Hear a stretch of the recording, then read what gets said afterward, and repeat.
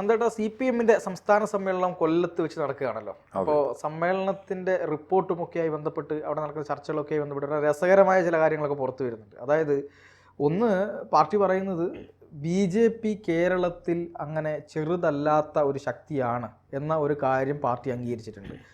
കാരണം CPM-ന്റെ അടിത്തട്ടിൽ നിന്ന് BJP-യിലേക്ക് ആളുകൾ പോകുന്നുണ്ട്. ഇങ്ങനെ പോവുകയാണെങ്കിൽ അധികം വൈകാതെ ബംഗാളിൻ്റെ സ്ഥിതിയിലേക്ക് കേരളത്തിലെ പാർട്ടി എത്താനുള്ള ഒരു സാഹചര്യം ഉണ്ടെന്നും അത് ഒഴിവാക്കണമെന്നുമാണ് പ്രധാനമായിട്ട് പറഞ്ഞത്. അതിൽ തന്നെ മെയിൻ ശത്രുവായിട്ട് കോൺഗ്രസിനെ അല്ല കാണുന്നത്, BJP-യാണ് കാണുന്നത്. BJP വളരെയധികം ശക്തി പ്രാപിച്ചു വരുന്നു എന്നാണ് പറയുന്നത്. ഇതിൻ്റെ കാരണം ഒരുപക്ഷെ അവർ തന്നെ സ്വയം വിമർശനപരമായി വിലയിരുത്തുമ്പോൾ CPM എടുത്ത ചില നിലപാടുകൾ തന്നെയാണെന്ന് പറയേണ്ടി വരില്ലേ? അല്ല, തീർച്ചയായിട്ടും. ഇപ്പോൾ ഈ കമ്മ്യൂണിസ്റ്റ് പാർട്ടിയെ സംബന്ധിച്ച് നമുക്കൊരു 15-20 കൊല്ലത്തിന് മുമ്പുണ്ടായിരുന്ന പോലെ ഒരു ആത്മവിമർശനത്തിൽ നിന്നുള്ള കരുത്ത് അവർക്കില്ല. കാരണം പാർട്ടിക്കകത്തൊരു സജീവമായിട്ടുള്ള ചർച്ചയില്ല. ഞാൻ വളരെ രസകരമായിട്ട് ഇന്നലെ കണ്ടു വിറ്റെന്താണെന്ന് വെച്ചിട്ടുണ്ടെങ്കിൽ, പ്രകാശ് കാരട്ട് പ്രസംഗിച്ചുകൊണ്ടിരിക്കുന്ന സമയത്ത് മൊബൈലിൽ പടം എടുക്കുന്ന ആളുടെ പേര് MA ബേബി എന്നാണ്, മറ്റൊരു പൊളിറ്റ് ബ്യൂറോ മെമ്പറാണ്. എന്ന് വെച്ചാൽ അത്രേ ഉള്ളൂ വിഷയത്തിന്, ഇതിനകത്ത് ഗൗരവം അത്രേ ഉള്ളൂ. അതുകൊണ്ട് തന്നെ അവതരിപ്പിച്ച പ്രവർത്തന റിപ്പോർട്ട്, അതേപോലെ തന്നെ ആത്മവിമർശനം എന്നൊക്കെ പറഞ്ഞ് അവതരിപ്പിച്ച ചില സാധനങ്ങളുണ്ട്. അതിൽ പ്രധാനമായിട്ടുള്ള ഒന്ന്, CPM-ൽ നിന്ന് വ്യാപകമായിട്ട് ആളുകൾ BJP-യിലേക്ക് പോകുന്നു. അത് സത്യമാണത്. അതിവിടെ എല്ലാവർക്കും അറിയാവുന്നതല്ലേ.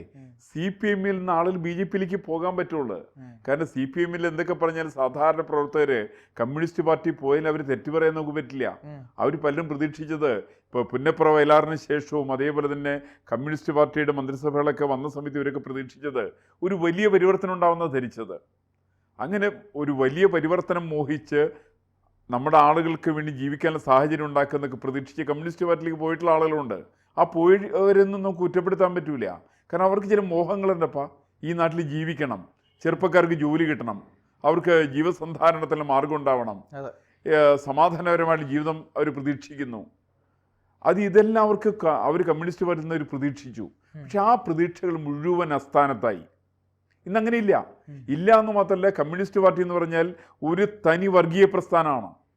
അതൊരു ഹിന്ദു വിരുദ്ധ പ്രസ്ഥാനമായിട്ട് മാറി. ഇപ്പം നമുക്കറിയാലോ, ശബരിമലയുടെ സമയത്ത് അവർ നവോത്ഥാന മതിൽ കെട്ടി. ആരെ നവോത്ഥാന മതിലിന് കൊണ്ടുവന്ന ആരൊക്കെയാണ്? മുഴുവൻ പർദ്ദ ധരിച്ചിട്ടുള്ള സ്ത്രീകൾ.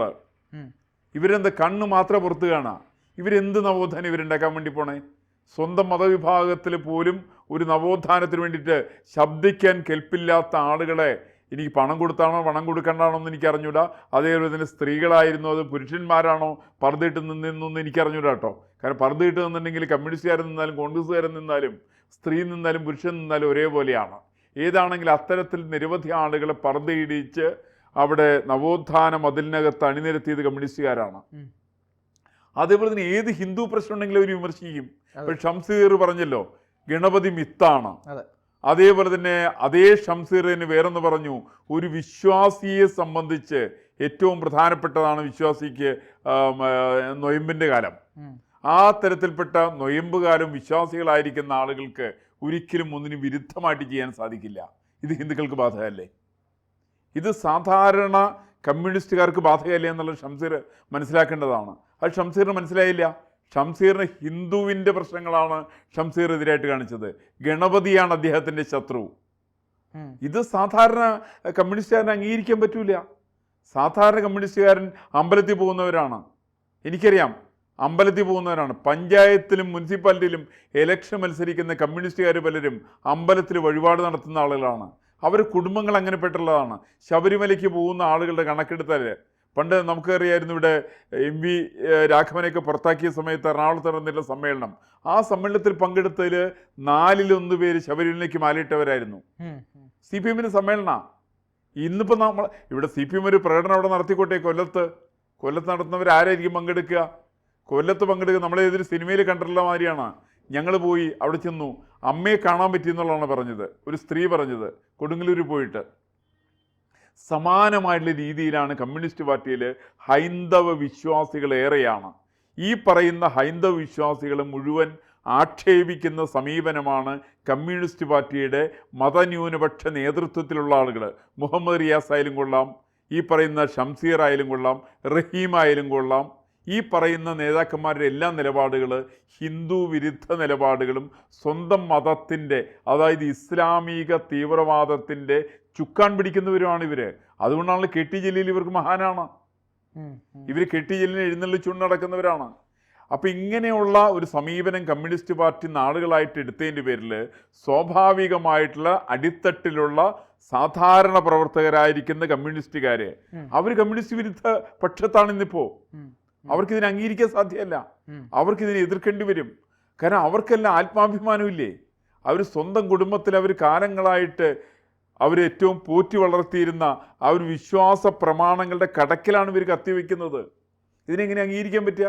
ഇതെങ്ങനെ ഒരു മതേതരത്വ പ്രസ്ഥാനമാവുക? എല്ലാ മതവിഭാഗങ്ങളെയും ആക്ഷേപിച്ചു ആക്രമിച്ചു എന്നൊക്കെ പറഞ്ഞ് നമുക്ക് മനസ്സിലാക്കാം. ഇതങ്ങനെ ചെയ്യുന്നില്ലല്ലോ.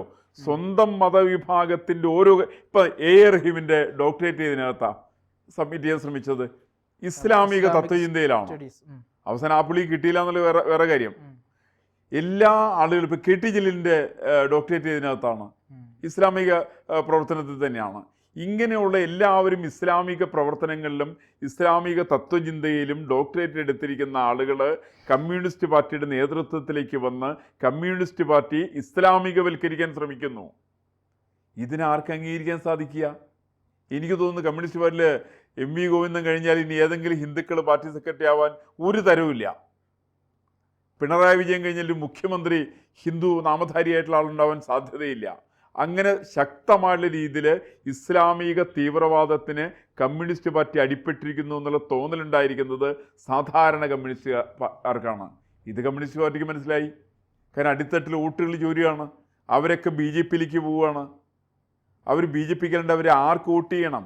അതുകൊണ്ടാണ് കഴിഞ്ഞ തെരഞ്ഞെടുപ്പിൽ BJP-ക്ക് 12-13% വോട്ട് കിട്ടിയപ്പോൾ ഇപ്രാവശ്യം 20% എത്താനുള്ള കാരണം പ്രധാനമായിട്ട് കമ്മ്യൂണിസ്റ്റ് പാർട്ടിയുടെ വോട്ട് ചോർച്ച തന്നെയാണ്. അത് ഇന്നിപ്പോൾ പാർട്ടിയിൽ ചർച്ച വന്നിരിക്കുന്നു. കാരണം സാധാരണ പ്രവർത്തകർ ഈ വിഷയം ഇവർ മുമ്പിൽ അവതരിപ്പിച്ചിട്ടുണ്ട്. ഇവർക്ക് സാധാരണ പ്രവർത്തകർ ഇവർക്ക് വളരെ പുച്ഛമാണ്. ഇവരതുകൊണ്ട് എന്താ പറയുക?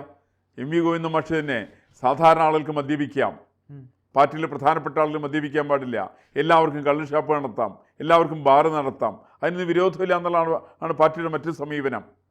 ഇങ്ങനെ പാർട്ടി എന്ന് പറയുന്ന കമ്മ്യൂണിസ്റ്റ് പാർട്ടി എന്ന് പറയുന്ന പ്രസ്ഥാനം ഒരു കാലഘട്ടത്തിൽ തൊഴിലാളികളുടെ പ്രസ്ഥാനമായിരുന്നുവെങ്കിൽ, കേരളത്തിലെ അധസ്ഥിതരുടെയും പിന്നാക്കക്കാരുടെയും പ്രസ്ഥാനമായിരുന്നുവെങ്കിൽ അതിൽ നിന്ന് മാറ്റം വന്നില്ലേ? അവരൊക്കെ കമ്മ്യൂണിസ്റ്റ് പാർട്ടി കൈയൊഴിഞ്ഞു കളഞ്ഞു. കാരണം നേരത്തെ കമ്മ്യൂണിസ്റ്റ് പാർട്ടിയിലെ ഈഴവ സമൂഹത്തിൻ്റെ എൻ ബ്ലോക്ക് വോട്ടായിരുന്നു കമ്മ്യൂണിസ്റ്റ് പാർട്ടിക്ക്. ഇന്ന് BDGS വന്നതിൻ്റെ പേരിൽ മാത്രമല്ല, അതല്ലാതെ കണ്ട് തന്നെ കമ്മ്യൂണിസ്റ്റ് പാർട്ടിയിൽ നിന്ന് സാധാരണക്കാരായിരിക്കുന്ന ഈഴവർ കമ്മ്യൂണിസ്റ്റ് പാർട്ടി കൈയൊഴിഞ്ഞു കഴിഞ്ഞു. അതുതന്നെ ഹരിജന വിഭാഗങ്ങൾ, SC/ST വിഭാഗങ്ങൾ അവർ കമ്മ്യൂണിസ്റ്റ് പാർട്ടി കൈയൊഴിഞ്ഞു കളഞ്ഞു. അപ്പം അങ്ങനെ കമ്മ്യൂണിസ്റ്റ് പാർട്ടിയിൽ പിന്നാക്കക്കാരായിരിക്കുന്ന, അവശത അനുഭവിക്കുന്ന, ദുരിതമനുഭവിക്കുന്ന തൊഴിലാളികളായിരിക്കുന്ന ആളുകൾ അവരെല്ലാവരും കമ്മ്യൂണിസ്റ്റ് പാർട്ടി വിട്ടൊഴിഞ്ഞു എന്നുള്ളത് വസ്തുതയാണ്. അവർ സ്വാഭാവികമായിട്ട് അവരുടെ ഏറ്റവും വലിയ പ്രതീക്ഷ, നിലവിലെ പ്രതീക്ഷ അത് ഭാരതീയ ജനതാ പാർട്ടിയാണ്. അതുകൊണ്ട് അവർ BJP-ക്ക് വോട്ട് ചെയ്യും. അതിൻ്റെ തെറ്റുള്ളത് ഒരുപക്ഷെ BJP-ക്കാർക്ക് നേരിട്ട് ഇവരായിട്ട് വ്യക്തിബന്ധം ഉണ്ടാവില്ല. ഞാൻ കേട്ടിട്ടുണ്ട് ചില സ്ഥലങ്ങളിൽ, ചില ബൂത്തുകളിലൊക്കെ വോട്ട് കണ്ടപ്പോൾ BJP-ക്കാരൻ പോലും ഞെട്ടിപ്പോയെന്നാണ് കേട്ടെ. കാരണം ഇത്രടുത്ത് എങ്ങനെ വോട്ട് വരിക എന്നാണ്. BJP-ക്ക് സ്വന്തമായിട്ട് പാർട്ടികൾ അംഗങ്ങളുടെ എണ്ണം 40-50 ബൂത്തിലുണ്ടാവും. ഈ 40 പേരും 50 പേരുണ്ട്. അവർ കുടുംബക്കാരടക്കം 150 വോട്ട് കിട്ടേണ്ട സ്ഥലത്ത് BJP-ക്ക് 300-350 വോട്ട് ചില ബൂത്തുകൾ കിട്ടിയിട്ടുണ്ട്. അത് തൃശ്ശൂർ ജില്ലയിലേക്ക് 600 വോട്ടിലധികം വന്നിട്ടുണ്ട് ചില ബൂത്തുകളിൽ. ഇത് കാണുമ്പോൾ സ്വാഭാവികമായിട്ട് BJP-ക്കാരൻ പോലും അന്തിച്ചു പോവാണ്.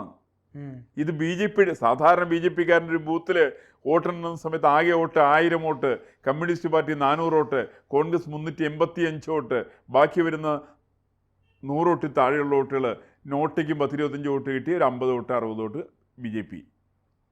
ആ സ്ഥിതി മാറിയിട്ടാണ് BJP-ക്ക് കോൺഗ്രസിനോടൊപ്പമോ കോൺഗ്രസിനേക്കാൾ മേലെയോ CPM-നേക്കാൾ മേലെയോ ഓരോ ബൂത്തിലും വോട്ട് കിട്ടാൻ കാരണം വ്യാപകമായിട്ട് കമ്മ്യൂണിസ്റ്റുകാർ കമ്മ്യൂണിസ്റ്റ് പാർട്ടി ഉപേക്ഷിച്ചുകൊണ്ട് അവർ BJP-യിലേക്ക് പോവുകയാണ്. ഈ വസ്തുത CPM-ൻ്റെ പ്രവർത്തന റിപ്പോർട്ടിനകത്ത് അവർ നേതൃത്വം തിരിച്ചറിഞ്ഞിരിക്കുകയാണ്. അതുകൊണ്ട് അവർക്കറിയാം തീർച്ചയായിട്ടും ഇതൊരു ബംഗാളിൻ്റെ വഴിയിലാണ് അവരുടെ യാത്ര. അവർ ബംഗാളിലെ പോലെ തന്നെ വളരെ വേഗത്തിൽ ഈ കമ്മ്യൂണിസ്റ്റ് പാർട്ടി എന്ന് പറയുന്ന സാധനം അടച്ചുപൂട്ടി കിട്ടാനുള്ള എല്ലാ സാഹചര്യവും നിലവിലുണ്ട്. അതിനകത്ത് ഇനിയൊരു സാധ്യതയില്ല. മിക്കവാറും അവരുടെ അവസാനത്തെ മുഖ്യമന്ത്രിയായിരിക്കും പിണറായി വിജയൻ എന്ന് അവർക്ക് ഉത്തമ ബോധ്യമുണ്ട്. അവർക്ക് ജീവിക്കണം എന്നുണ്ടെങ്കിൽ, അവർക്കുള്ള ഒരു സാഹചര്യം ഒരുക്കണം എന്നുണ്ടെങ്കിൽ അത് BJPക്ക് സാധ്യമാവുള്ളൂ, നരേന്ദ്രമോദിക്ക് സാധ്യമാവുള്ളൂ എന്നുള്ളത് സാധാരണ കമ്മ്യൂണിസ്റ്റുകാരും തിരിച്ചറിഞ്ഞു. അപ്പോൾ ആ സാധാരണ കമ്മ്യൂണിസ്റ്റുകാരും തിരിച്ചറിഞ്ഞത് നേതൃത്വം അറിയാൻ വൈകി എന്നുള്ളതല്ലാതെ കണ്ട് അവർക്ക് പ്രവർത്തന റിപ്പോർട്ട് വരെ പറയാനുള്ള ഒരു സാവകാശം നേതൃത്വത്തിന് കിട്ടിയെന്നുള്ളതല്ലാതെ കണ്ട് ഇതിനകത്ത് യാതൊരു പുതുമയുള്ളതായിട്ട് എനിക്ക് അനുഭവപ്പെട്ടില്ല.